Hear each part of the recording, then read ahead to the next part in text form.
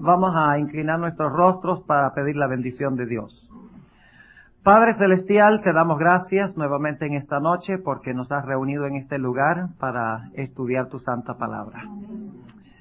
Hace unos momentos, Señor, escuchamos la noticia de que ahora Israel ha sido atacado en el Golfo Pérsico y que la situación se puede complicar.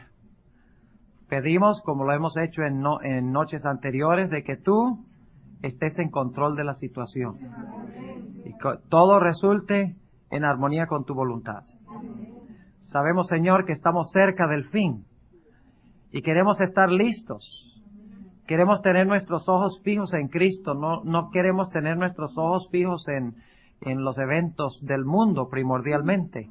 Queremos ver a Jesús y a través de Jesús ver lo que está pasando en el mundo y prepararnos para lo que viene.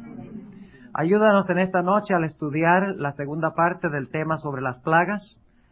Ayúdanos a entender que el gran punto de controversia en la crisis final no es un punto político, sino que es un punto netamente religioso.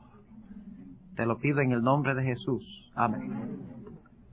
Muy bien, en esta noche queremos completar el tema que empezamos anoche, el tema sobre las plagas. Si ustedes recuerdan que anoche hablamos de ¿cuáles plagas? De las primeras ¿qué? De las primeras 4. Y vamos a repasar brevemente los eventos que llevan hasta la 4ª plaga. Durante el tiempo de gracia, todavía cuando la puerta de la gracia está abierta, ustedes recuerdan que hay varias cosas que airan a Babilonia. ¿Cuál es la primera cosa que mencionamos que llenan de ira a Babilonia antes de cerrarse la puerta de la gracia? ¿Qué va a haber en el mundo? ¿Recuerdan? En el mundo va a haber ¿qué? Desastres, terremotos, huracanes, incendios, etcétera. ¿Y cuál es el propósito de Satanás en causar estas cosas? Últimamente, como en los días de Elías, tiene la intención de echarle la culpa ¿a quiénes? De echarle la culpa a los hijos de Dios por las cosas que están sucediendo. En segundo lugar, ¿recuerdan qué es otra cosa que enojan a las personas en contra del remanente? Muy bien. El fuerte clamor que indica de que no se debe observar un falso día de reposo, sino que se debe observar el sábado del Señor. Y la tercera razón que mencionamos es que cuando se da ese llamado, ¿qué pasa con las muchedumbres de Babilonia? Las muchedumbres salen de las iglesias a donde no se sirve a Dios. Salen del mundo también, de donde no se sirve a Dios. Y aceptan el mensaje del sábado, el mensaje de la ley, el mensaje completo de la Sagrada Escritura. ¿Y ustedes creen que Babilonia va a estar feliz por eso? ¿Ustedes creen que los grupos religiosos van a estar felices de que su gente se le está yendo? Claro que no. Otra razón para tener ira. Y luego se cierra la puerta de la gracia, como estudiamos anoche, y empiezan las plagas. Y cada una de las plagas hace que aumente aún más, ¿qué cosa? La ira o el furor de Babilonia. Ahora fíjense el cuadro, varios factores que llenan a Babilonia de ira contra el remanente que guarda los mandamientos de Dios. Primero, los desastres del mundo. Segundo, el mensaje claro y diáfano, reprendiendo los pecados de Babilonia.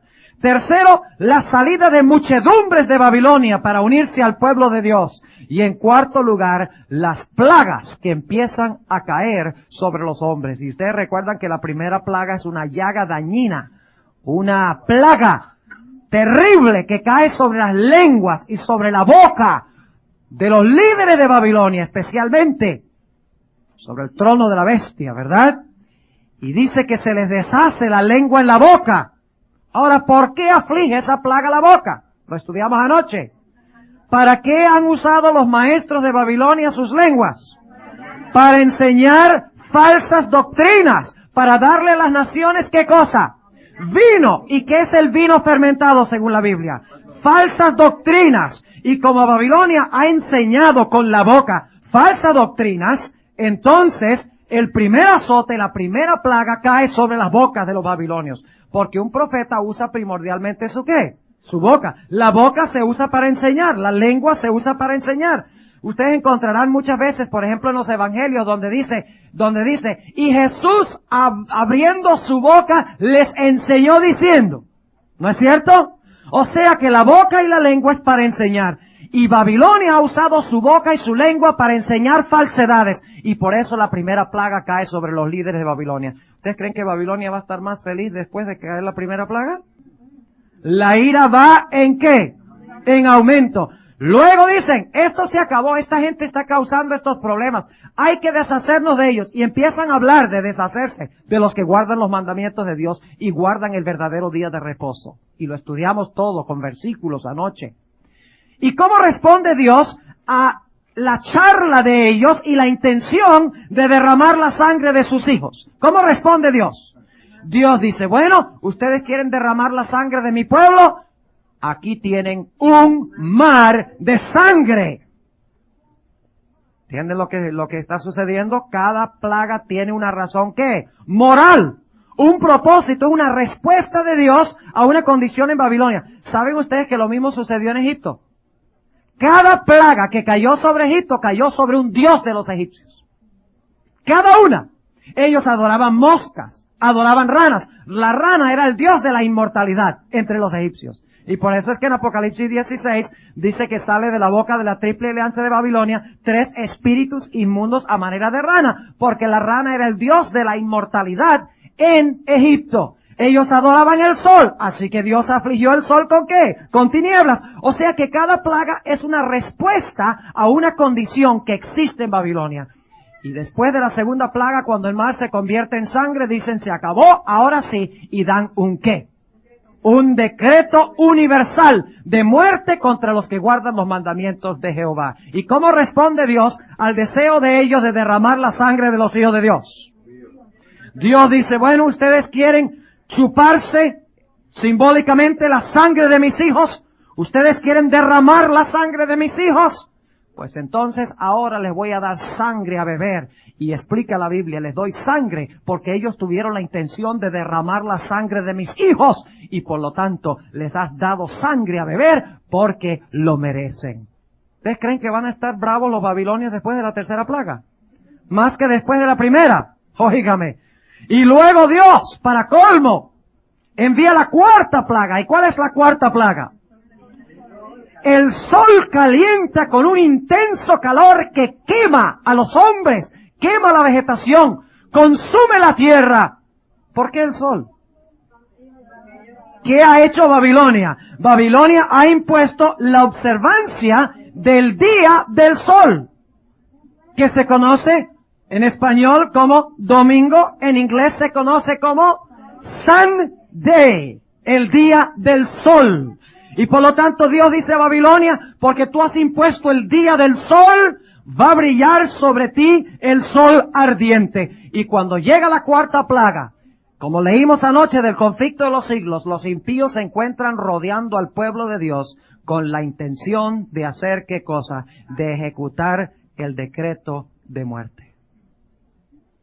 Y ahora queremos empezar a donde dejamos anoche. Vamos a Apocalipsis, el capítulo 16. Apocalipsis, el capítulo 16. Y vamos a empezar, ya hemos leído en cuanto a las primeras 4 plagas, ahora queremos leer empezando en el versículo 10. Vamos a leer de corrido las últimas 3 plagas. Y luego vamos a interpretar algunas cosas que encontramos aquí. Versículo 10. Y el quinto ángel derramó su copa sobre la silla de la bestia. Es decir, sobre el trono de la bestia, sobre el lugar donde gobierna la bestia, de donde reina la bestia, por así decirlo, el trono. Y su reino se hizo ¿qué? Ahora, yo les pregunto algo. ¿Es toda la tierra que se vuelve tenebroso o es especialmente el lugar donde habita la bestia? Oh, dice aquí que su reino se hizo ¿qué? Tenebroso. Y note la última frase, y se mordían sus lenguas de dolor. O sea que el efecto de la primera plaga todavía está surtiendo efecto ¿bajo cuál plaga?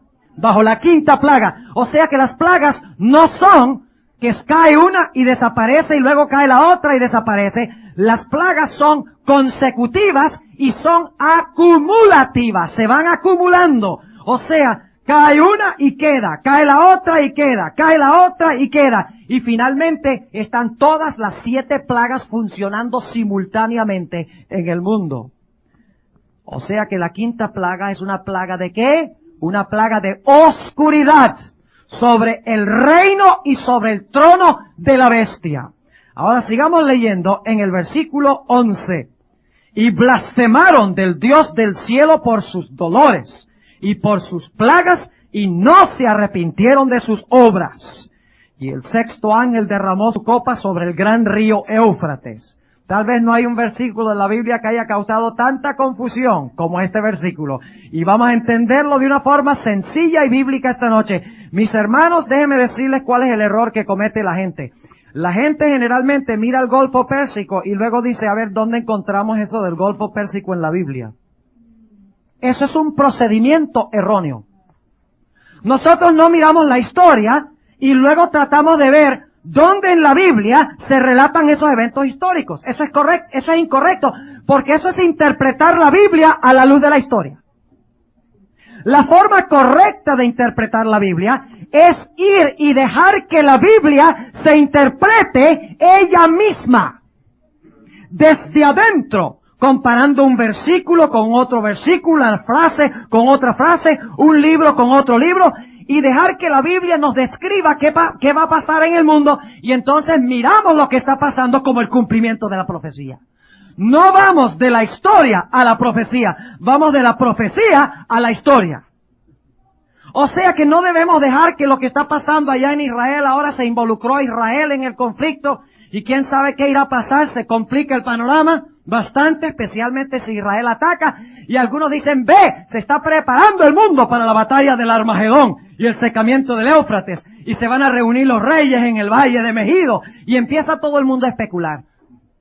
Y miran allá y dicen, a ver, vamos a ver dónde habla la Biblia de eso. Y vienen a la Biblia y dicen, aquí está, la 6ª plaga de Apocalipsis. No interpretamos la Biblia así. Dejamos que la Biblia se explique e interprete lo que pasa en la historia. ¿Cuántos entienden lo que estoy diciendo en cuanto a este punto? Y Satanás engañará al mundo, llevándolo a mirar la historia y luego ir a la Biblia, para que la Biblia cuadre con la historia. ¿Ustedes creen que Satanás puede hacer o moldear hasta donde Dios le permite los eventos históricos para que aparentemente cuadre con los conceptos que presentan los falsos profetas? ¿Sí o no?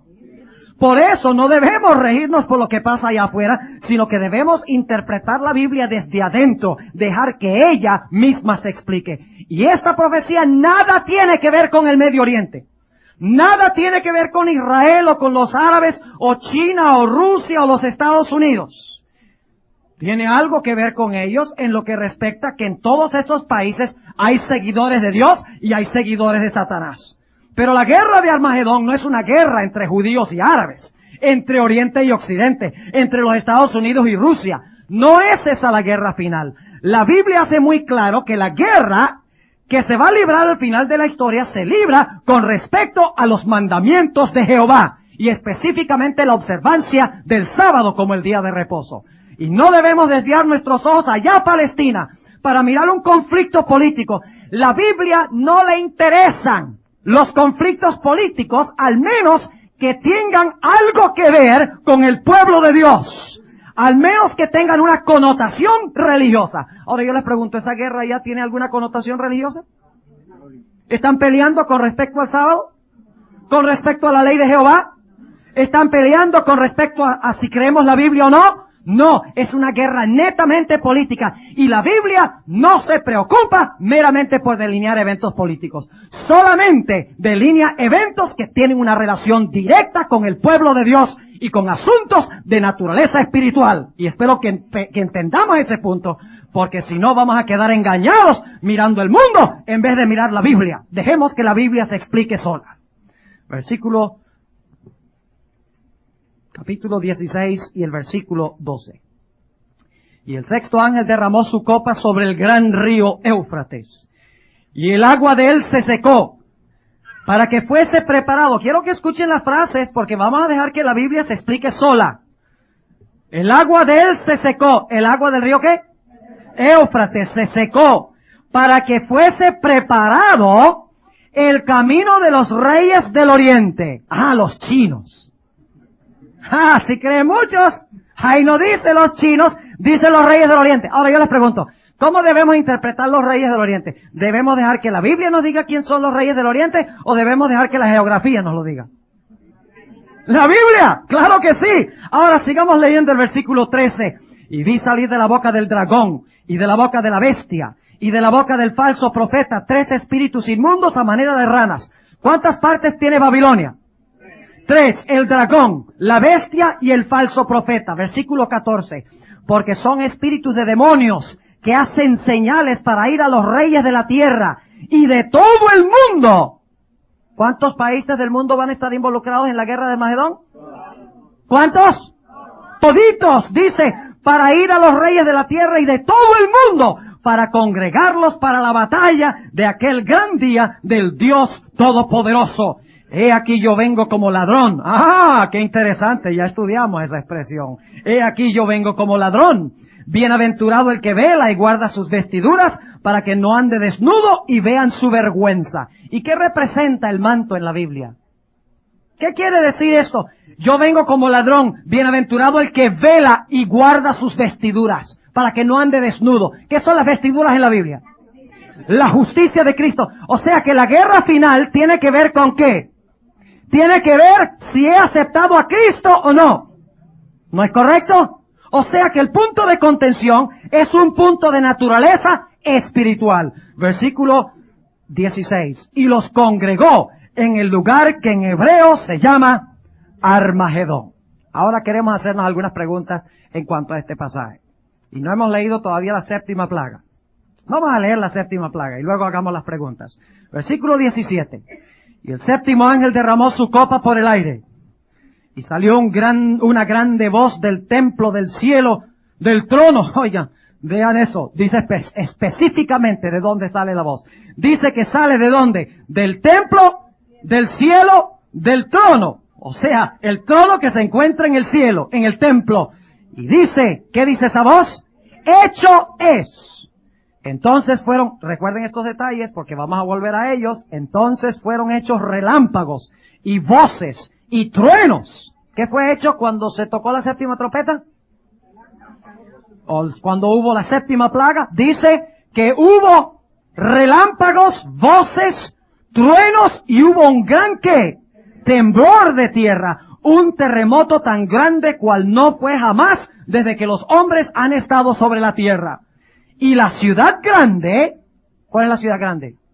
Babilonia, fue partida en 4 partes. Muy bien. La ciudad grande fue partida en 3 partes. O sea, si es partida en 3 partes, es porque antes estaba unida en 3 partes. ¿Entiende lo que estoy diciendo? Si yo tengo una torta o un bizcocho, el bizcocho está entero. Pero si yo luego parto el bizcocho en 3 partes, significa que dividí el bizcocho, ¿no es cierto? Porque la corté en 3 partes. O sea que Babilonia, que antes estaba unida, en este momento de la 7ª plaga, es que dividida. Exactamente, recuerden los detalles, porque vamos a volver a ellos. Versículo 19, la ciudad grande fue partida en 3 partes, y las ciudades de las naciones cayeron, y la grande Babilonia vino en memoria delante de Dios, para darle el cáliz del vino del furor de su ira. Y toda isla huyó, y los montes no fueron hallados, y cayó del cielo sobre los hombres un grande granizo, como del peso de un talento. Y los hombres blasfemaron de Dios por la plaga del granizo, porque su plaga fue muy grande. Las últimas 3 plagas. Ahora yo les quiero preguntar, ¿un ser humano normal podría vivir en el mundo bajo esas circunstancias? ¿Habría alguna esperanza de sobrevivir, al menos que Dios interviniera milagrosamente? Imposible. Ahora queremos hacernos las siguientes preguntas en cuanto a la 6ª y la 7ª plaga. Escuchen. Primero, ¿qué es el Éufrates? Un río. ¿Dónde queda el río? Sí, por allá en Turquía. Entre Turquía e Irak, en esa área. Entonces lo que está pasando allá tiene gran significado profético. No crean, vamos a dejar que la Biblia lo explique, no la geografía. ¿Qué es el Éufrates? La primera pregunta que queremos contestar. Segundo, ¿quiénes son los reyes que vienen del oriente? Tercero, ¿quiénes son el dragón, la bestia y el falso profeta? Que son los que congregan a todo el mundo para la batalla de Armagedón. ¿Y contra quiénes van a pelear? Estoy oyendo la respuesta correcta. Contra los que han guardado sus ¿qué? Los mandamientos, pero contra los que han guardado, según el versículo 15, sus vestiduras. Los que están vestidos, ¿con quién? Con Cristo. ¿Cuántos grupos hay en la sexta plaga? ¿Cuántos? Los reyes de la tierra y de todo el mundo que se reúnen para la batalla. ¿Y quiénes más? Los que están vestidos con Cristo. La sexta plaga dice que hay ¿cuántos grupos? 2. No los judíos y los árabes. No los rusos contra los Estados Unidos. No un bloque oriental contra un bloque occidental. No, son 2 grupos, como hemos visto en un tema anterior. La mies y las uvas. El trigo y la cizaña. No es una guerra política. Es una guerra religiosa librada entre los que siguen a Cristo y los que no siguen a Cristo. Ahora vamos a hacer otra pregunta. ¿Quiénes son los reyes de todo el mundo? Y la última pregunta, ¿dónde queda Armagedón? ¿Ok? Esas son las preguntas que queremos contestar. Ahora volvamos otra vez al versículo 12. Y vamos a interpretar brevemente la sexta plaga. La sexta plaga. Y el sexto ángel derramó su copa sobre el gran río Éufrates. Ahora paremos ahí. En los tiempos bíblicos, vamos a seguir una línea de argumentación cuidadosamente delineada. Así que no pierdan ni un detalle. Sigan en sus Biblias lo que vamos a estudiar. Déjenme preguntarles, en la antigüedad, ¿qué ciudad era atravesada por el río Éufrates? La ciudad por la cual pasaba el río Éufrates era Babilonia. Sabemos eso histórica y geográficamente, pero también sabemos que el Éufrates tiene que ver con Babilonia en la sexta y séptima plaga, porque claramente dice que la ciudad grande cayó. Y la ciudad grande es Babilonia. O sea que el Éufrates está relacionado con ¿qué poder antiguo? Con Babilonia. El Éufrates pasaba por Babilonia. Ahora, déjenme decirles algo en cuanto al Éufrates cuando pasaba por Babilonia. Babilonia era una ciudad extraordinaria. Era una ciudad prácticamente inexpugnable, invencible. ¿Por qué? Porque en primer lugar tenía 3 muros. Un muro más afuera de ese muro, otro y más afuera de ese otro. Y el muro de más adentro podían cabalgar 2 carretas aladas por caballo, lado a lado, por encima de la pared. Además de eso, Babilonia tenía una fuente constante de agua. Ustedes saben que en las naciones antiguas muchas veces los ejércitos rodeaban la ciudad y entonces decían, tranquilos, nosotros aquí esperamos hasta que se les acabe el agua y la comida. Pero Babilonia no tenía ese problema, porque el río de Babilonia la protegía. Constantemente el río corría por la ciudad y tenían agua para tomar y tenían agua para regar los sembrados, tenían abundancia de comida dentro, y si venía un ejército afuera, le tocaba esperar y esperar y esperar, y al fin no podían lograr nada. O sea que el baluarte de Babilonia, lo que sostenía a Babilonia, su fuente de poder era el río sobre el cual se encontraba asentada. Vamos a notar lo que dice Jeremías el capítulo 51. Jeremías el capítulo 51 y el versículo 12 y 13, hablando de Babilonia. Jeremías 51 y el versículo 12 y el versículo 13. Dice lo siguiente. Levantad bandera sobre los muros de Babilonia. Reforzad la guardia. Poned centinelas. Disponed celadas. Porque deliberó Jehová. Y aún pondrá en efecto lo que ha dicho sobre los moradores de Babilonia. O sea que Dios va a castigar a Babilonia. ¿Y cuál es la característica de Babilonia? Noten el versículo 13. La que moras entre... ¿Dónde mora Babilonia? Mora entre muchas aguas. Ahora yo les pregunto, ¿cuáles eran las muchas aguas de Babilonia? El río, no estamos interpretando todavía, estamos en la sección histórica, volviendo a la Biblia, para dejar que la Biblia nos explique qué es Babilonia y qué es el río de Babilonia. Ahora, ¿cuáles eran las aguas de Babilonia, geográficamente? Era el río Éufrates. Babilonia se sentaba sobre el Éufrates. Mientras el Éufrates pasaba por la ciudad, ¿cuánta posibilidad había de que Babilonia cayera? Ninguna posibilidad de que cayera. Y saben ustedes que los babilonios no eran tontos. Ellos sabían que posiblemente algún día alguien iba a venir e iba a tratar de secar el cauce del río y se iban a tratar de meter por el cauce seco del río, por debajo de los muros. Así que dijeron, vamos a hacer unas rejas que alcancen hasta el fondo del río. E hicieron unas rejas que alcanzaban hasta el fondo del río. Así, aunque alguien desviara y secara el río Éufrates, de todas maneras no se podrían meter porque habían rejas allí. Ellos no eran tontos. Bueno, sí fueron tontos porque la noche en que llegó Ciro del oriente para conquistar a Babilonia, estaban tan borrachos que habían dejado las cercas abiertas, según el historiador Heródoto. Ahora, Babilonia sentada sobre las muchas aguas del Éufrates. El Éufrates es su baluarte. Mientras el Éufrates corre, mientras está el Éufrates andando en su cauce, no hay posibilidad de que Babilonia caiga. Pero ahora pasa algo muy interesante. Del oriente viene uno. ¿Y cómo se llama ese que viene del oriente? Del oriente viene uno que se llama Ciro el Grande. Y vamos a leer lo que se nos dice de Ciro. Isaías 41. Isaías el capítulo 41. Noten que estamos dejando que la Biblia se explique sola. Y mientras ustedes buscan Isaías el capítulo 41, déjenme preguntarles, ¿quiénes estaban cautivos en Babilonia?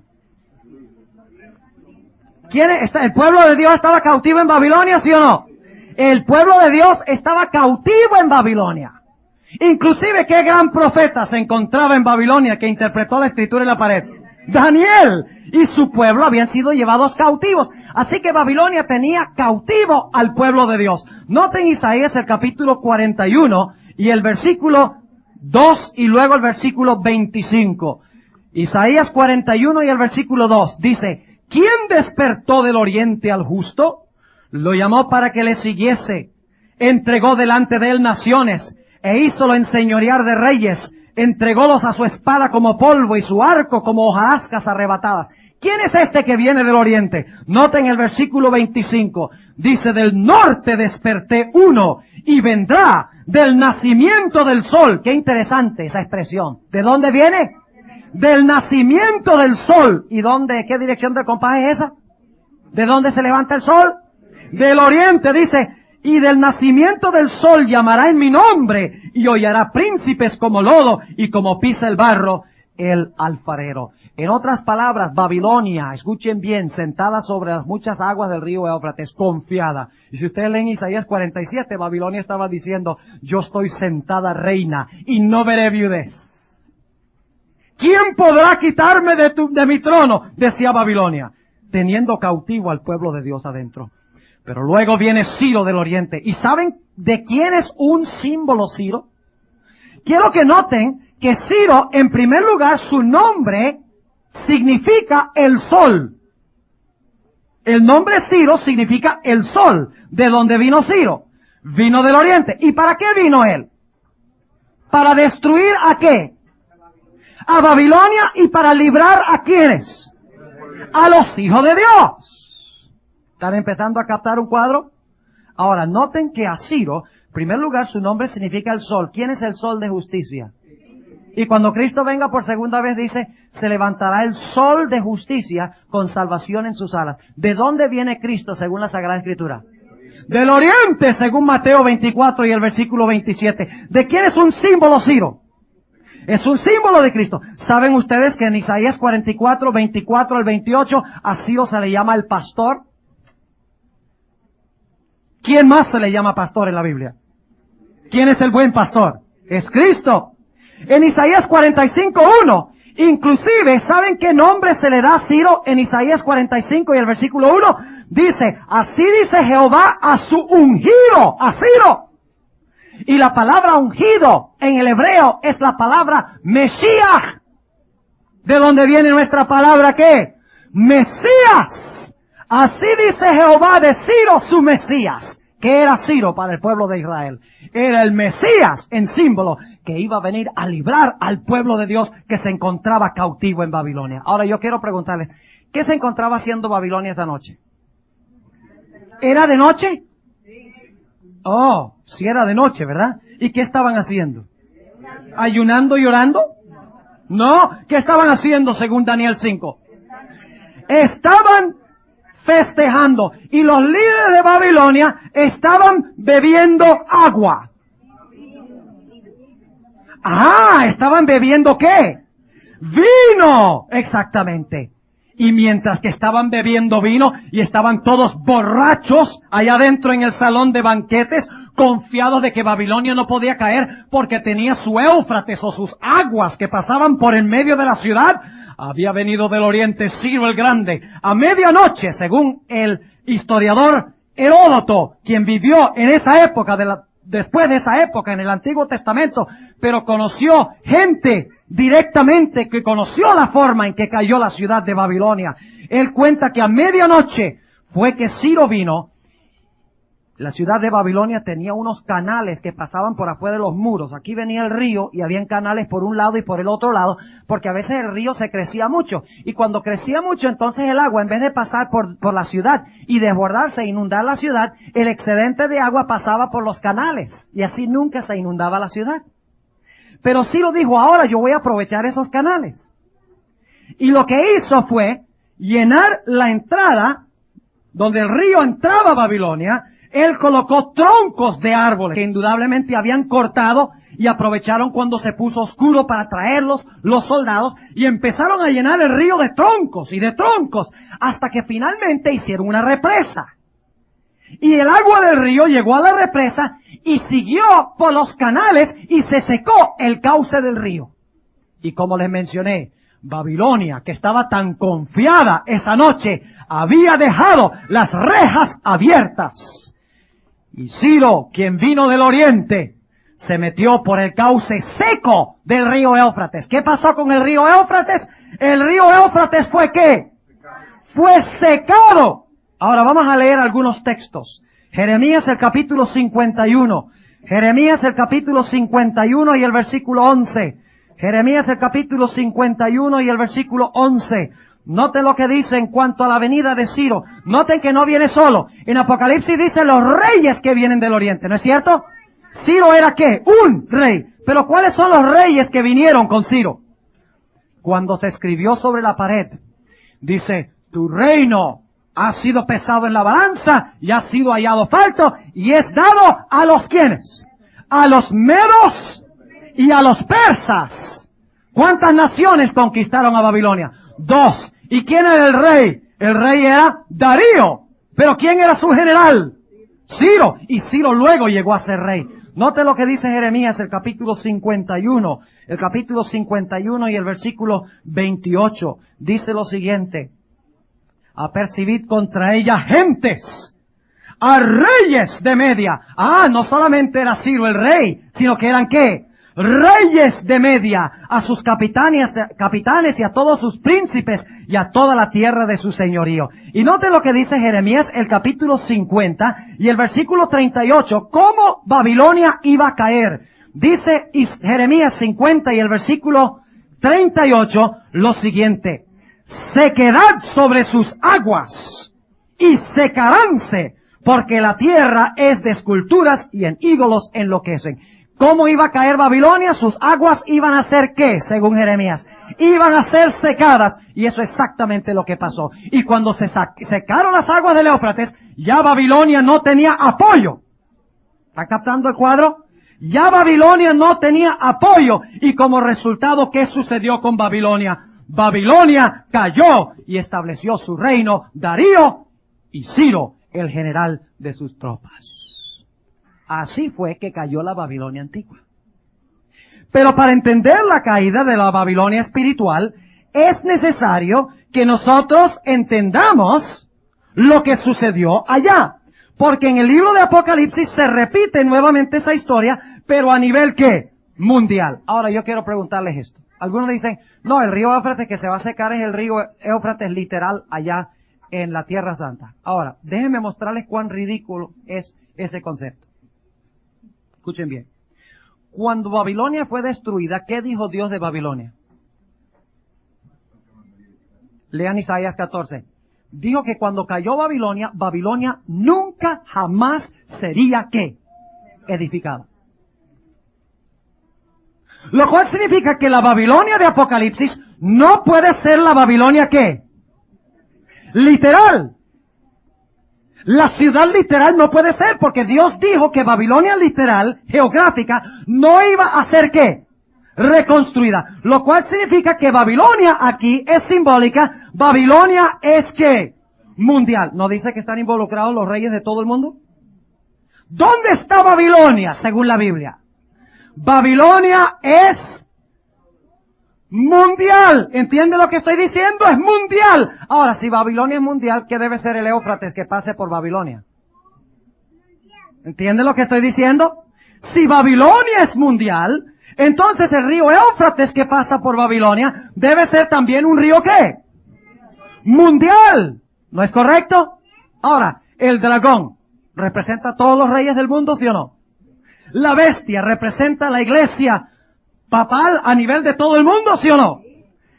La imagen de la bestia representa el protestantismo apóstata a nivel mundial, ¿sí o no? ¿Babilonia es mundial? Sí. ¿Su río es mundial? Claro que sí. Entonces, ¿qué debe ser Jerusalén? ¿Qué debe ser Jerusalén? Jerusalén, que siempre la ciudad que estaba en contraposición a Babilonia, debe ser también ¿qué? Mundial.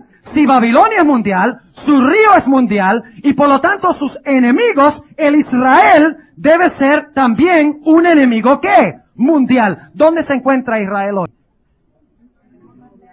Allá, a donde cayeron los 3 misiles hace rato. ¿Eso es Israel según la definición bíblica? Según la definición bíblica, eso no es Israel. Israel es donde se encuentra Cristo, donde se acepta Cristo. ¿Y dónde hay cristianos? En todo el mundo. Por lo tanto, Israel es ¿qué? Mundial. Dijo Cristo, dijo el apóstol Pablo en cuanto a Cristo. A Abraham fueron hechas las promesas y a su simiente. No dice a sus simientes como de muchos, sino a su simiente, la cual es Cristo. Gálatas 3:16. Y luego dice en el versículo 29, si vosotros sois de Cristo, ciertamente simiente de Abraham sois. ¿Cuántos aquí en esta noche son descendientes de Abraham? ¿Cuántos de los que están aquí esta noche son judíos? Óigame, yo soy judío. Yo soy un verdadero judío. Porque no es judío, según Pablo, el que lo es en manifiesto. Es judío el que lo es en su interior, habiendo aceptado a Cristo Jesús. Así que lo que era literal y local en el Antiguo Testamento, hoy debe entenderse desde una perspectiva ¿qué? Mundial. Ahora sí estamos listos para interpretar la 6ª plaga. Volvamos otra vez a Apocalipsis el capítulo 16. Apocalipsis el capítulo 16. Y vamos a empezar leyendo en el versículo 12. El 6º ángel derramó su copa sobre el gran río Éufrates. ¿Y qué ciudad estaba sobre el Éufrates? Babilonia. ¿Y cuántas partes tiene Babilonia? ¿Y Babilonia es mundial, sí o no? Claro que sí. ¿Las 3 partes son mundiales? Sí. ¿Su río es mundial? Sí. Ahora, ¿qué representa el río de Babilonia? Para entender la 6ª plaga es necesario ir a Apocalipsis 17. Porque Apocalipsis 17 es la explicación de la 6ª plaga y de la 7ª plaga. Así que para entender el secamiento del Éufrates tenemos que ir a Apocalipsis 17. Así que hagámoslo, Apocalipsis 17. Y vino, escuchen bien, aquí está la clave para entender lo que quiere decir el Espíritu Santo a través de Juan. Y vino uno de los 7 ángeles que tenían las 7 copas. Ahora yo quiero preguntar, ¿cuál de los 7 ángeles que tenían las 7 copas? ¿Cuántos ángeles son los que derraman las 7 plagas? 7. Y aquí dice que viene uno de ellos. ¿Pero cuál? ¿El primero? ¿El quinto? ¿El tercero? Dice que es uno de ellos. Lo cual significa que ese ángel que viene ahora va a explicar la plaga que él trajo. ¿Entiende lo que estoy diciendo? Es uno de los ángeles que hizo caer las plagas. Una de las plagas. Si es uno de esos ángeles, esperaríamos que él viene ahora en el capítulo 17 a hacer ¿qué cosa? A explicar la plaga que él derramó en el capítulo 16. Ahora, vamos a encontrar que así es. Versículo 1. Y vino uno de los 7 ángeles que tenían las 7 copas y habló conmigo diciéndome, ven acá y te mostraré la condenación de la grande ramera, la cual está sentada sobre muchas aguas. ¿Empiezan a captar un cuadro? ¿Dónde está sentada la ramera? ¿Y cómo se le llama a esa ramera?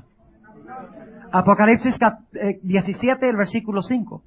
Y en su frente un nombre escrito, Misterio, Babilonia la Grande, la madre de las fornicaciones y de las abominaciones de la tierra. ¿Cómo se llama esa ramera que se encuentra sentada sobre muchas aguas? La ramera. ¿Y cuáles eran las aguas de Babilonia? El Éufrates. Oh, ¿están empezando a ver que el capítulo 17 corre paralelo a la 6ª plaga? En la 6ª plaga, Babilonia en sus 3 partes se sienta sobre muchas aguas, sobre el río Éufrates. Pero la sexta plaga, ¿qué hace? Seca las aguas ¿del qué? Del Éufrates. O sea que las aguas del Éufrates que apoyaban a Babilonia, ahora dejan ¿de qué? Dejan de apoyarla, y como resultado, ¿qué sucede con Babilonia? Babilonia cae. Ahora, sigamos leyendo. Apocalipsis 17:1. Y vino uno de los 7 ángeles que tenía las 7 copas y habló conmigo diciéndome, ven acá y te mostraré la condenación de la grande ramera, la cual está sentada sobre muchas aguas. Como se llama Babilonia, sabemos que está sentada sobre el Éufrates, porque el Éufrates constituía las aguas de Babilonia. ¿Entienden lo que estoy diciendo? Ahora, versículo 2. Con la cual han fornicado los reyes de la tierra. Díganme ustedes, en ese banquete que dio Belsasar, ¿estaban representados todos los gobernantes de todo su reino? Claro que sí. ¿Y qué estaban haciendo? No solo festejando, sino que estaban ¿qué? Bebiendo vino. Ahora noten, versículo 2. Con la cual han fornicado los reyes de la tierra, y los que moran en la tierra se han embriagado con el vino de su fornicación. Y me llevó en espíritu al desierto y vi una mujer sentada sobre una bestia bermeja, llena de nombre de blasfemia y que tenía 7 cabezas y 10 cuernos. No vamos a tomar el tiempo de interpretar las 7 cabezas y los 10 cuernos, no podemos en esta noche, pero quiero que capten el cuadro claro de quién es este poder. Versículo 4. Y la mujer estaba vestida de púrpura y de escarlata y dorada con oro y adornada de piedras preciosas y de perlas, teniendo un cáliz de oro en su mano, lleno de abominaciones y de la suciedad de su fornicación. ¿Qué tenía esa ramera en su copa? Abominaciones. ¿Qué generalmente se ponía en la copa de oro en la antigüedad? ¿Qué se metía a la copa de oro? ¡Vino! O sea que esta ramera es la que le da ¿qué? Vino. ¿Y es un vino de qué clase? Dice, un vino que es la suciedad de su fornicación. Es abominable el vino, dice allí. ¿Y qué representa el vino? Falsas doctrinas, según hemos visto en una noche anterior. Y dice en el versículo 5, y en su frente un nombre escrito, Misterio, Babilonia la Grande, la madre de las fornicaciones y de las abominaciones de la tierra. Ahora, ¿cuál es el gran pecado de esta ramera? ¿Cuál es el gran pecado de Babilonia? Algunos dicen que idolatría, otros dicen que en realidad es que enseña que el domingo es el día de reposo, y todas esas son buenas respuestas. Pero las profecías dicen que ella tiene un pecado que Dios no puede perdonar, y es que ella quiere matar a los hijos de Dios. Y Dios no puede permitirlo. Porque Dios tiene un pacto con su pueblo. Y el tocar a su pueblo es tocar ¿a quién? A Dios. ¿Por qué creen ustedes que los Estados Unidos se fue allá a pelear a Kuwait? Por ese pequeño país allá en el Medio Oriente, manda 450,000 soldados y manda todos esos barcos y alía a las naciones del mundo para pelear esa guerra por esa pequeña nación. Sencillamente, y esta es una razón, hay otras, esa nación era aliada de los Estados Unidos. Y el que se metió con Kuwait, ¿se metió con quién? Se metió con los Estados Unidos. ¿Entiende lo que estoy diciendo? Ahora, podemos entenderlo. Yo le pregunto a Carlos, ¿qué tal si alguien empezara a maltratar a tu esposa? ¿Qué harías tú? Dejarlo y adelante, hermano. Óigame, horrorosa cosa es caer en las manos de Carlos si yo me meto con su esposa, ¿verdad? Porque el tocar a su esposa es tocar ¿a quién? Es tocar a Carlos, porque son una carne, según la Biblia. ¿Ok? Ahora, cuando un pastor viene un león a quitarle una oveja, ¿con quién se está metiendo el león? se está metiendo con el pastor, ¿verdad? Así que la guerra, primordialmente, no es en la guerra final entre Dios y Satanás, aunque están involucrados. Es entre el pueblo de Dios y el pueblo de Satanás. Esos son los dos batallones. El pueblo de Satanás quiere destruir al pueblo de Dios. Y entonces, el pueblo de Dios está ¿en qué con Dios? Pacto. ¿Y cuál es la señal del pacto? El sábado es la señal del pacto. Ellos han decidido guardar el sábado aunque mueran haciéndolo. Tienen esa fe en Dios. Y Dios dice, mire,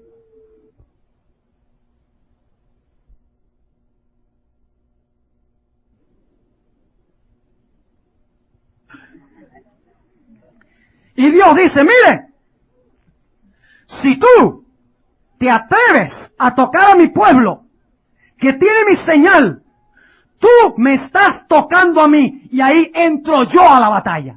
Y hay de ti que yo me meta a la batalla. La guerra es entre los dos pueblos, pero cuando se meten los dos pueblos, se meten los soberanos de los dos pueblos. Y la guerra final es entre Cristo y Satanás en la persona de sus respectivos pueblos, cada uno con su bandera o su señal. Las tropas de Satanás con la bandera del domingo. Las tropas de Cristo con la bandera del sábado. Y los que llevan la bandera del sábado tienen pacto con Dios. Y Dios dice, nadie me los toca porque están en pacto conmigo. Guardan mis mandamientos. Yo seré un muro protector para ellos, un fuego consumidor. Mis hermanos, necesitamos entonces nosotros observar el sábado por amor al Señor Jesucristo. Es la señal de que estamos en el batallón de Cristo Jesús. Ahora noten lo que sigue diciendo. Sexto ángel derramó su copa sobre el gran río Éufrates y el agua de él se secó, volviendo al capítulo 16, para que fuese preparado el camino de los reyes que vienen del oriente. Ahora, escuchen bien lo que voy a decir. Si el Éufrates era el baluarte de la Babilonia antigua y cuando el Éufrates se secó cayó Babilonia, ¿debemos encontrar algo semejante espiritualmente al final de la historia? Sí. Ahora, ¿qué representan las aguas del Éufrates sobre la cual se sienta la ramera espiritual? Porque esto no es una ramera literal, no es una mujer, una persona. Representa un sistema mundial, como ya hemos visto. Ahora, ¿qué representan esas aguas sobre las cuales se sienta Babilonia en todo el mundo? Noten lo que Apocalipsis mismo dice, Apocalipsis 17:15. Y él me dice, las aguas que has visto donde la ramera se sienta son pueblos y muchedumbres y naciones y lenguas. ¿A dónde consigue Babilonia su poder en el mundo para perseguir a los hijos de Dios? Lo hace porque tiene el apoyo de las ¿qué? De las muchedumbres. Recuerden esa expresión, porque voy a leer una cita del Espíritu y Profecía tremenda sobre eso. Las muchedumbres de todo el mundo apoyan a Babilonia. Y mientras apoyan a Babilonia le va bien. Pero si algún día las muchedumbres quitaran su apoyo de Babilonia, y en vez de apoyarla, la dejaran en el desierto, como dice aquí, la dejaran desolada y desnuda, entonces, ¿qué pasaría con Babilonia? Babilonia caería y el pueblo de Dios sería ¿qué? Sería libertado. Ahora, ¿qué es el secamiento de las aguas? Si Babilonia se sienta sobre las muchedumbres y las muchedumbres la apoyan, como en los días de Elías, las muchedumbres querían buscar a Elías para matarlo bajo el liderazgo de la Triple Alianza, ¿recuerdan? Entonces yo pregunto, ¿qué es el secamiento de las aguas? Noten el versículo 16 del capítulo 17.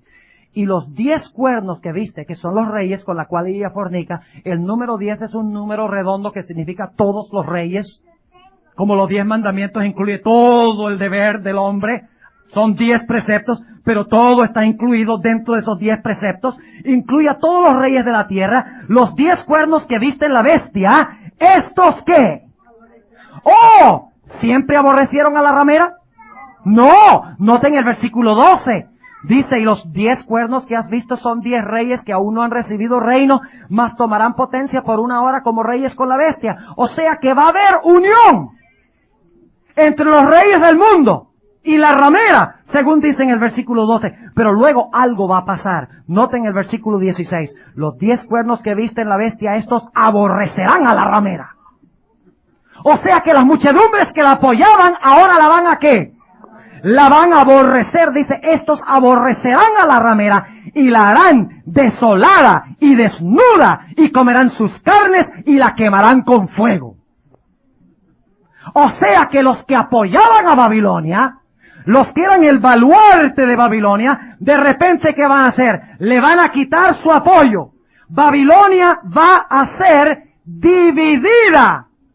No va a quedar unida, sino que va a quedar, ¿qué? Dividida. Y como resultado, ¿qué va a pasar con Babilonia? Va a caer. Noten el versículo 19 del capítulo 16. Y la ciudad grande fue partida en 3 partes. ¿Y qué pasa cuando Babilonia es partida en 3 partes? Dice, las ciudades de las naciones cayeron, y la grande Babilonia vino en memoria delante de Dios para darle el cáliz del vino del furor de su ira. ¿Qué pasa cuando las muchedumbres, los reyes de la tierra, de repente quitan su apoyo de Babilonia? Babilonia cae sobre tierra seca, porque ha perdido el apoyo que tenía, que eran sus muchedumbres o sus aguas. ¿Entienden lo que estamos diciendo aquí? Ahora volvamos otra vez al capítulo 16. Dice que el 6º ángel derrama su copa sobre el gran río Éufrates. ¿Qué es el Éufrates en la 6ª plaga entonces? ¿Qué es el Éufrates? Gracias. El Éufrates son las muchedumbres, el río de Babilonia, que apoyan a Babilonia, ¿no es cierto? Y luego dice que en cierto momento el agua del río, o sea las muchedumbres, se secan o le quitan su apoyo de Babilonia. ¿Y qué pasa luego? Dice que esto sucede para preparar el camino ¿de quiénes? El camino para los reyes que vienen ¿dónde? Los reyes que vienen del oriente. ¿Y quiénes son los reyes que vienen del oriente? Capítulo 19 y el versículo 11. Estamos dejando que la Biblia se explique sola.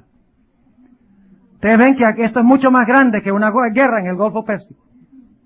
Mucho más grande y más involucrado y más serio que una guerra. Porque esto no es política. La guerra final tiene que ver con religión.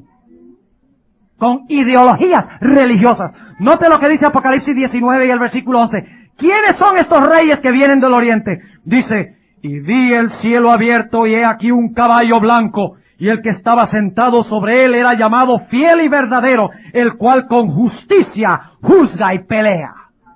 ¿Quién es ese? Cristo. Y sus ojos eran como llama de fuego, y había en su cabeza muchas diademas, y tenía un nombre escrito que ninguno entendía sino él mismo. Y estaba vestido de una ropa teñida en sangre, y su nombre es llamado el Verbo de Dios. Y viene solo, ¿cierto? Versículo 14. Y los ejércitos que están en el cielo le seguían en caballos blancos, vestidos de lino finísimo, blanco y limpio. Y luego dice que sale de su boca una espada aguda para herir a las gentes. Y esa espada aguda que sale de su boca es su palabra. Su palabra. Por eso se llama la palabra o el verbo de Dios. Y usted dice, ¿cómo sabemos eso? Muy sencillo. La Biblia en Hebreos 4, 12 y 13 dice que la palabra de Dios es más viva y eficaz que toda espada de 2 filos. O sea que la espada que sale de su boca, que confunde a Babilonia y seca las aguas, es su ¿qué? Su voz. ¿Y qué se dice en la 7ª plaga? Hecho es. Se oye la voz de Dios. Hecho es. Y cuando se dice eso, ¿qué pasa con Babilonia? Babilonia cae. Ahora volvamos otra vez al capítulo 16. Capítulo 16 y el versículo 12. Y el 6º ángel derramó su copa sobre el gran río Éufrates, es decir, sobre las muchedumbres que apoyan a Babilonia. El agua de él se secó, las muchedumbres le quitan su apoyo, para que fuese preparado el camino de los reyes que vienen del oriente, que es la venida ¿de quién? De Cristo, con sus ángeles, con todos sus ángeles santos. ¿Y cómo se llama esta batalla? Según el versículo 16. Esta batalla se llama ¿qué? La batalla de Armagedón. El Armagedón no es guerra entre un país y otro país, es una guerra entre el cielo y la tierra, entre Dios y sus ejércitos y el hombre y sus ejércitos. Y no crean ustedes que en la segunda venida los impíos van a estar en el suelo lanzándole misiles a Cristo para que impedir su segunda venida. Y que el Señor Jesucristo viene a vencer los reyes que están lanzando bombas nucleares y misiles para tratar de destruir a Cristo. No. Los impíos pelean contra Cristo, ¿cómo? En la persona de sus hijos. La batalla de Armagedón es la batalla entre los hijos de Dios y los hijos de Satanás. Y como Dios representa a sus hijos, es una guerra entre Dios y Satanás, porque Satanás también es el jefe de sus tropas. O sea que los dirigentes de las tropas están involucrados detrás de las escenas, pero el campo de batalla es tomado por ¿quiénes? Por los hijos de Dios y por los hijos de Satanás. Y ahora noten lo que dice el versículo 17. Y el séptimo ángel derramó su copa por el aire. Ahora, noten que en la sexta plaga, lo que hacen las muchedumbres es quitarle su apoyo a Babilonia, ¿no es cierto? Sencillamente le retiran su apoyo. Todavía no han hecho nada. Sencillamente le han retirado su apoyo. Pero en la séptima plaga, el apoyo que le quitan, ahora van a hacer otra cosa. Versículo 17. Y el séptimo ángel derramó su copa por el aire y salió una grande voz del templo del cielo del trono. ¿Y quién está sentado sobre el trono? Cristo. ¿Y qué dice? Hecho es. Y cuando dice hecho es, ¿qué sucede? Entonces, escuchen esto cuidadosamente, entonces fueron hechos relámpagos y voces y truenos. Y hubo un gran temblor de tierra, un terremoto tan grande cual no fue jamás desde que los hombres han estado sobre la tierra. Ahora noten que el río Éufrates se secó. Cuando se seca el río, que significa que las muchedumbres quitan su apoyo de Babilonia, en ese momento se oye la voz de Dios. Y cuando se oye la voz de Dios que dice, hecho es, entonces hay señales. Dice que hay relámpagos, hay truenos, dice que hay voces, dice que hay un gran terremoto, y cuando sucede esto, ¿qué pasa? Babilonia es ¿qué? Es caída, pero dice en el versículo 19, la ciudad grande fue ¿qué? Partida en tres partes. Ahora la Babilonia, cuando se seca el Éufrates, ¿qué pasa con Babilonia? Babilonia ahora se divide. Donde antes habían estado unidos, ahora están divididos. ¿Y qué pasa? Dice que las ciudades de las naciones caen y Babilonia recibe la ira de Dios. Y el versículo 20, y toda isla huyó, y los montes no fueron hallados, y cayó del cielo sobre los hombres un grande granizo como del peso de un talento, y los hombres blasfemaron de Dios por la plaga del granizo, porque su plaga fue muy grande. Ahora, yo quiero ilustrar, para terminar el tema en esta noche, toda esta historia desde la perspectiva de una historia tremenda del Antiguo Testamento. Para que quede absolutamente claro lo que hemos estudiado en esta noche, que yo espero que haya quedado claro hasta este punto. Pero con la ilustración que voy a dar, espero ilustrar lo que hemos estudiado de tal manera que se grabe el concepto que hemos estudiado en esta noche. De tal manera que veamos que la batalla de Armagedón no es la guerra entre países, entre naciones. Es la guerra entre los hijos de Dios y los que no son hijos de Dios. Y quiero regresar a la historia que encontramos en el libro de Éxodo. Y la voy a relatar, no voy a leer los versículos, ustedes conocen la historia y solamente la voy a relatar brevemente. La pueden leer. Éxodo 1 hasta Éxodo 15. 15 capítulos. No podemos leerlos esta noche, obviamente. Así que nada más les voy a relatar la historia. Y escuchen bien, porque ilustra lo que estamos estudiando en esta noche. Y vamos a terminar con esta ilustración. Ustedes recuerdan que el pueblo de Dios se encontraba cautivo en Egipto, ¿no es cierto? Al igual que el pueblo de Dios se encontraba cautivo, ¿dónde? Más adelante. En Babilonia. Y Dios mandó a un hombre a proclamar un fuerte clamor. ¿Y cómo se llamaba ese hombre? ¿Y cuál fue el fuerte clamor de Moisés? Le dijo a Faraón, deja salir a mi pueblo, para que vayan al desierto y celebren una fiesta. ¿Cuál fiesta? Oiga la respuesta correcta por ahí, el sábado. 3 días, dijo. Queremos ir 3 días al desierto para guardar una fiesta. Esa fiesta era el sábado.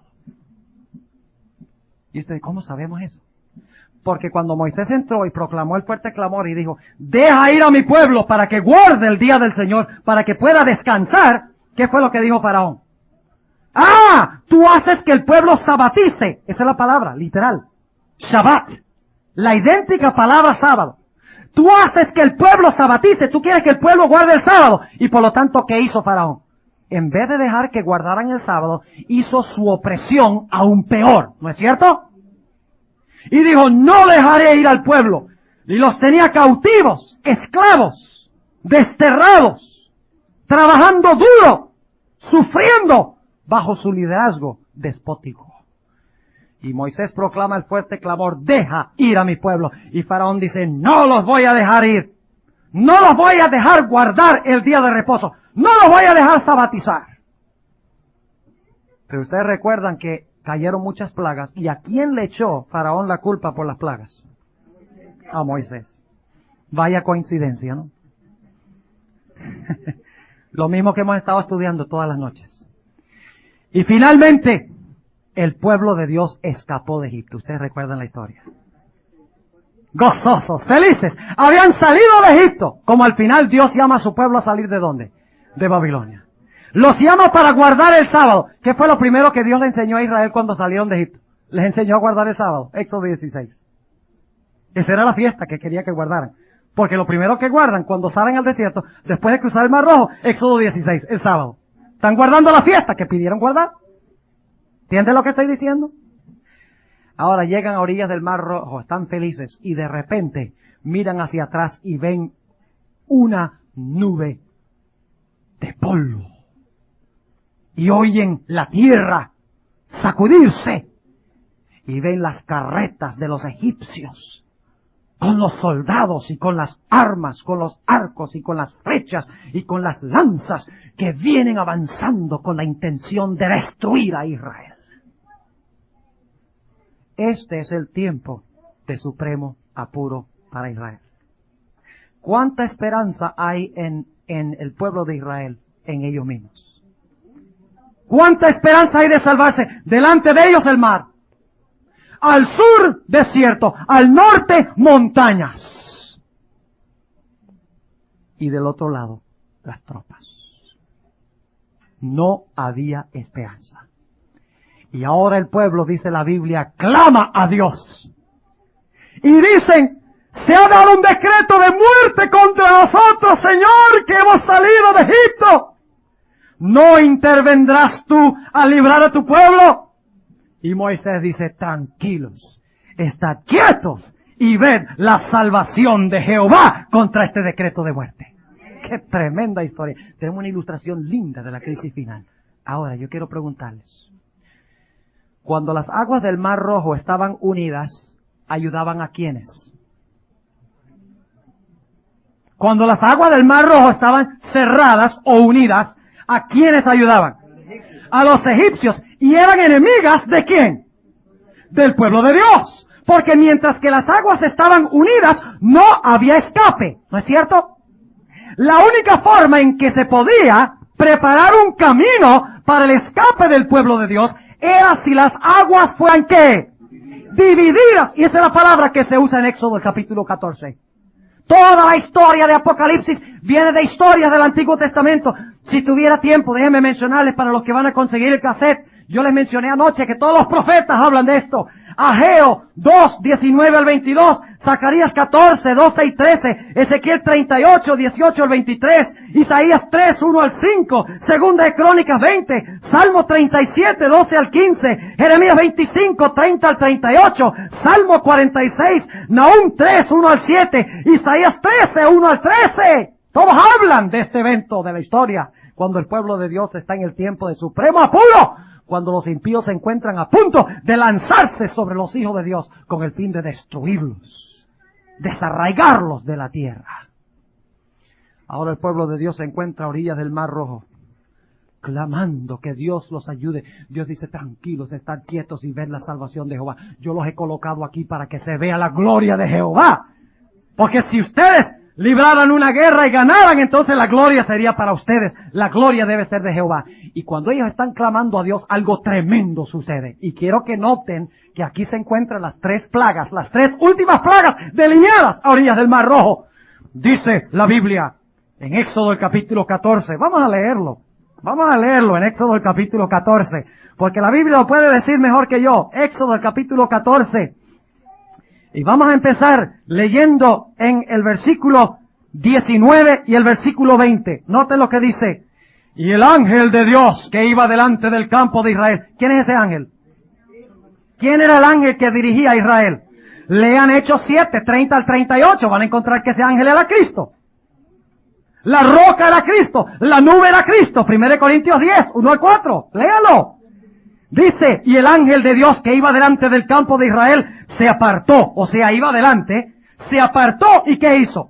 Iba en pos de ellos, o sea, se fue para atrás. Y asimismo la columna de nube que iba delante de ellos se apartó y puso a sus espaldas. O sea, se puso entre ellos y ¿quiénes? Y los egipcios. ¿Y qué pasó como resultado? Noten en el versículo 20, e iba entre el campo de los egipcios y el campo de Israel, y era nube y tinieblas para aquellos, y alumbraba a Israel de noche. ¿Oscuridad para quiénes? ¿Luz para quiénes? ¿Cuál plaga es esa?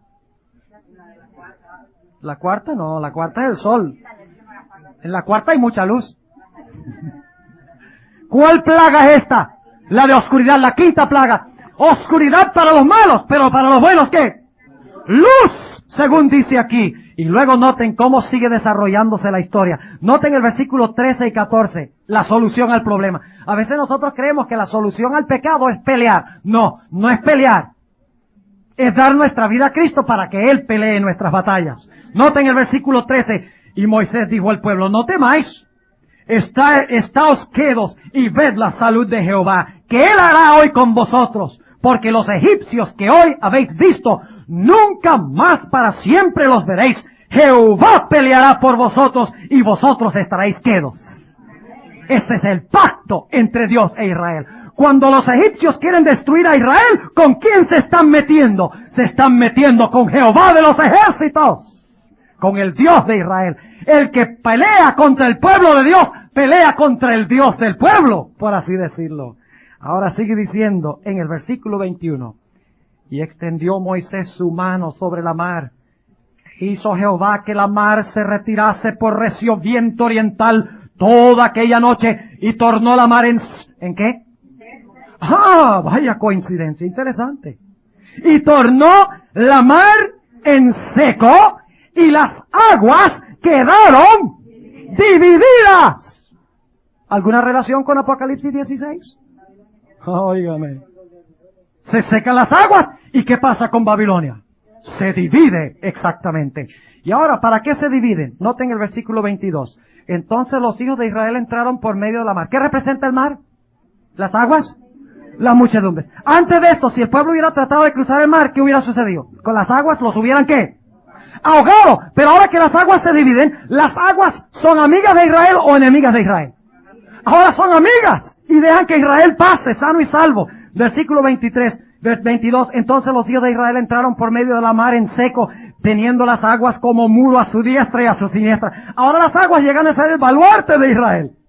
Donde antes apoyaban a los egipcios, ahora las aguas cuando se dividen apoyan a Israel. Versículo 23.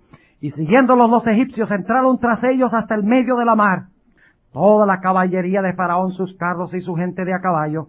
Y aconteció a la vela de la mañana. ¿Cuándo es la vela de la mañana? Cuando se levanta el sol. ¿Y a dónde se levanta el sol? Ah, vaya, qué interesante. Y aconteció a la vela de la mañana, o sea, cuando se levantó el sol, que Jehová miró al campo de los egipcios desde la columna de fuego y nube, ¿y qué hizo?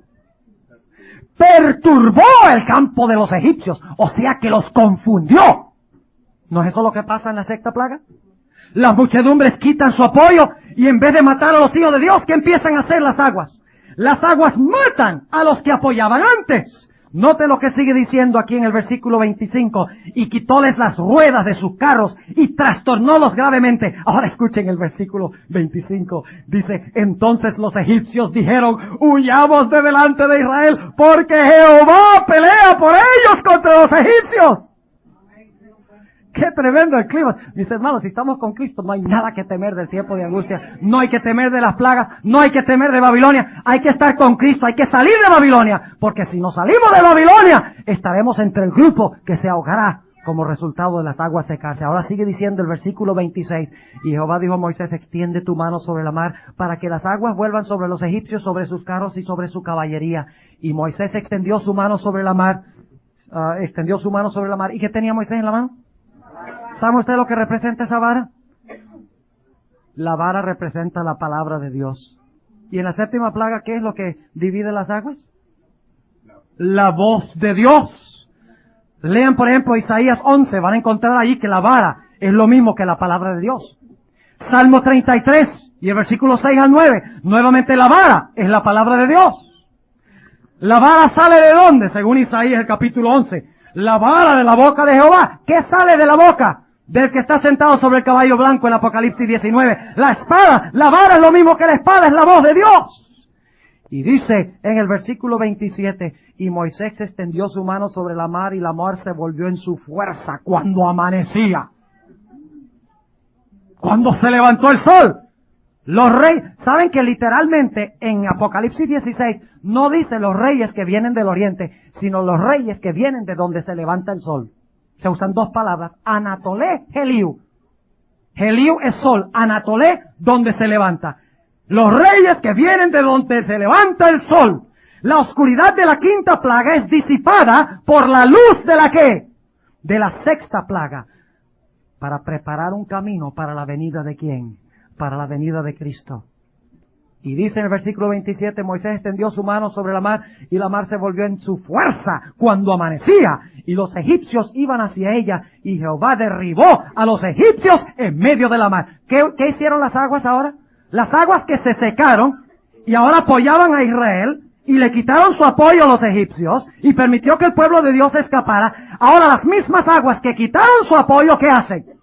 Se levantan ¿para qué? Para aniquilar a los egipcios, para ahogar a los egipcios.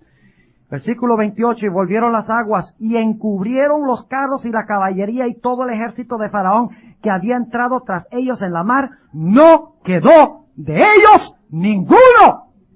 Ahora, ¿saben ustedes que hay un fenómeno que no menciona Éxodo 14 que sucedió en el Mar Rojo? Ustedes recuerdan que en la sexta plaga las aguas se secan, escuchen bien, en la sexta plaga las aguas se secan, ¿verdad? Para preparar el camino para los reyes que vienen de donde se levanta el sol, y las aguas se dividen y se tragan a Babilonia, ¿no es cierto? Pero ustedes recuerdan que en la séptima plaga hubo fenómenos como relámpagos, truenos, terremoto y granizo. Ahora pero en Éxodo 14 no menciona eso, pero en el Salmo 77 sí. Salmo 77. Noten que cuando cruzaron el Mar Rojo, se realizó la séptima plaga también en su orden. Oscuridad, primero, secamiento de las aguas se tragan a los impíos, y luego, junto con eso, los fenómenos de la naturaleza. Salmo, el capítulo 77. Y vamos a empezar leyendo en el versículo 16. Versículo 15, para captar el contexto. Dice, con tu brazo redimiste a tu pueblo, a los hijos de Jacob y de José. Viéronte las aguas, oh Dios. Viéronte las aguas, temieron. Ahora, fueron las aguas del Mar Rojo en el Antiguo Testamento, pero al final de la historia, ¿quiénes son las aguas que temen a Dios? Las muchedumbres. Dice, y temblaron los abismos. ¿Qué hay? Un temblor. Y luego dice en el versículo 17, las nubes echaron inundaciones de aguas, tronaron los cielos. Anduvo en derredor el sonido de tus truenos, los relámpagos alumbraron el mundo, estremecióse y tembló la tierra. En la mar fue tu camino, y tus sendas en las muchas aguas, y tus pisadas no fueron conocidas. Condujiste a tu pueblo como ovejas por mano de Moisés y de Aarón. Y luego cuando llegan al otro lado y todos los enemigos han sido destruidos, cantan el cántico de Moisés. ¿Y qué cantarán los hijos de Dios en el otro lado cuando todo haya concluido?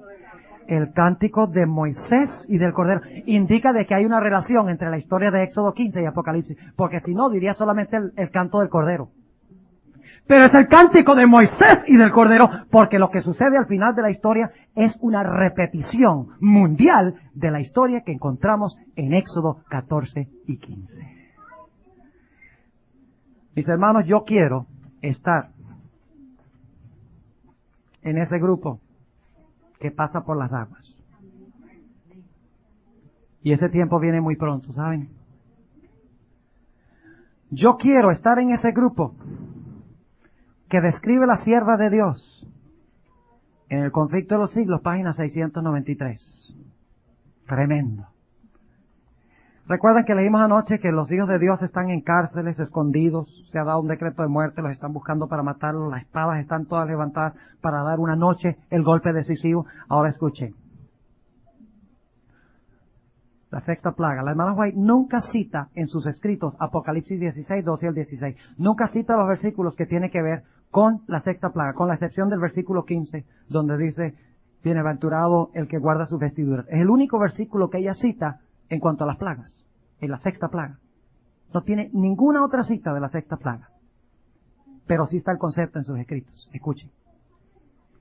Multitudes de hombres perversos, profiriendo gritos de triunfo, burlas e imprecaciones, están a punto de arrojarse sobre su presa. Igual que Faraón. Cuando de pronto densas tinieblas, más sombrías que la oscuridad de la noche, caen sobre la tierra. ¿Cuál plaga? La quinta.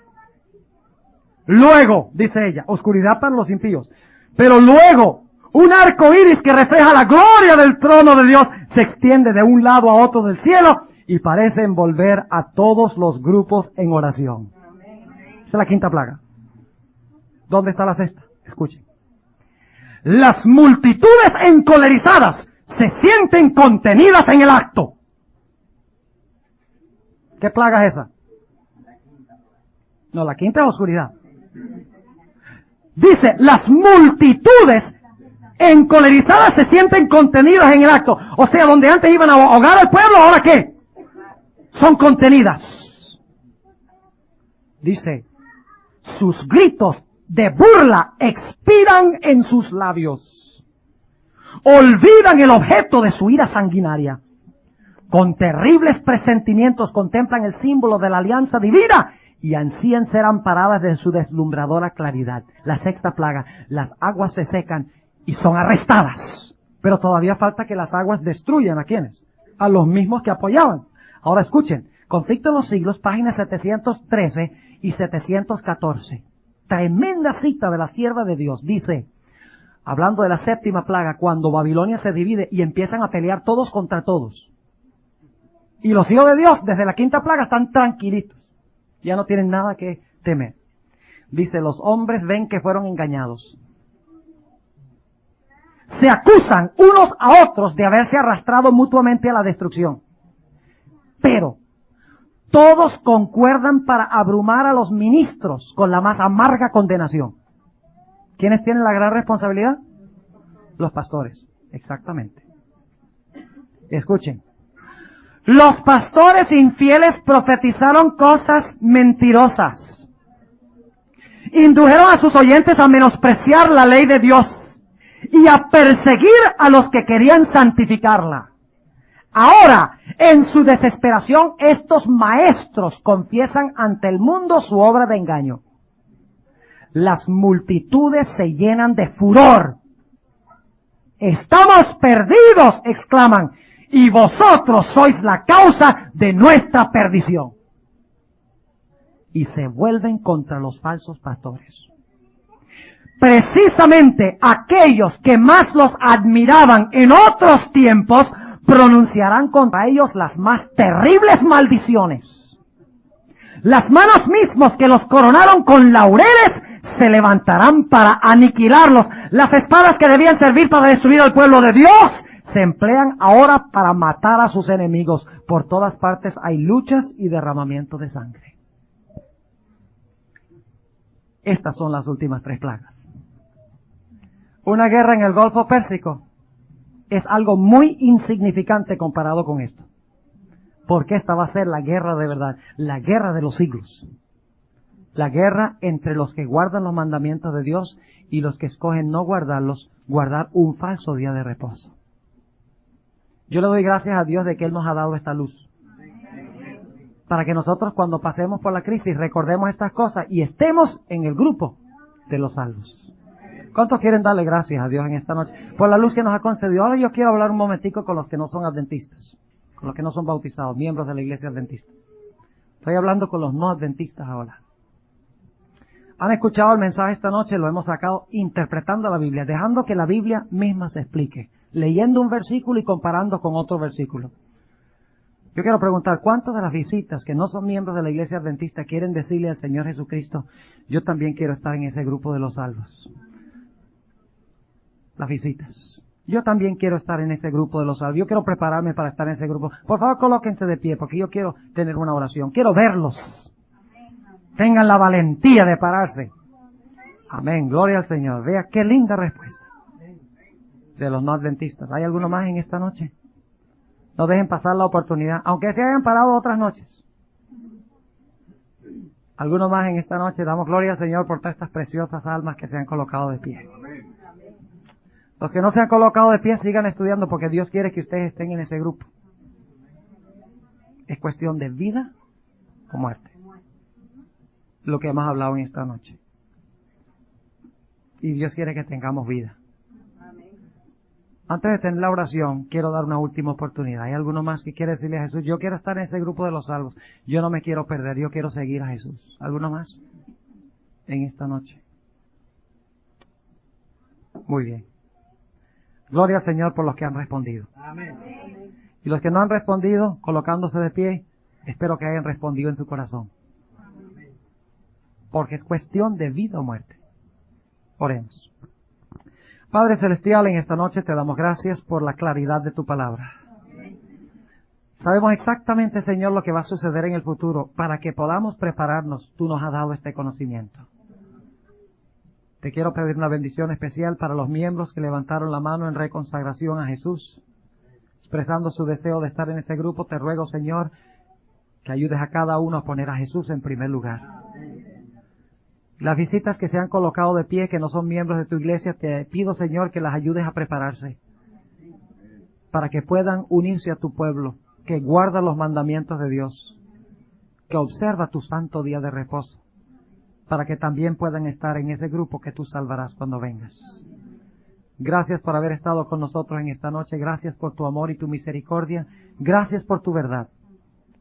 Te rogamos que nos acompañes en esta noche al regresar a nuestras casas. Te lo pido en el nombre de Jesús. Amén. Pueden sentarse. El Señor les bendiga. Tengan la certeza que estaré orando por ustedes.